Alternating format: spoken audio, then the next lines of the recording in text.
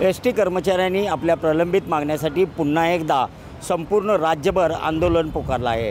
आज संपूर्ण राज्यामध्ये एस टी कर्मचाऱ्यांनी धरणे आंदोलन घेतलेलं आहे। आपण आता सध्या सांगली शहरातील बसस्टँडवर आहोत। या ठिकाणी आपण पाहू शकता सांगली शहरात जिल्ह्यातील काही प्रमाणात एस टी बस सेवा सुरू ठेवण्यात आलेली आहे। मात्र सांगली जिल्ह्यातील मिरज तालुका, पलूस तालुका, जत आणि शिराळा या 4 ठिकाणी संपूर्णपणे बस सेवा बंद करण्यात आलेली आहे। एकंदरीत पाहिलं तर या संपूर्ण घटनेमुळं आणि आंदोलनामुळं या ठिकाणी प्रवाशांचे प्रचंड हाल होत आहेत आणि नुकसान होत आहेत।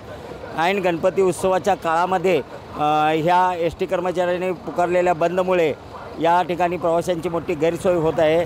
त्यामुळं या प्रवाशांनी रिक्षा असेल, वडाप असेल याचा आधार घेऊन आपली प्रवास हा कंटिन्यू केलेला आहे। कॅमेरामन सुजितसोबत मी शंकर देवकुळे, TV9 मराठी, सांगली।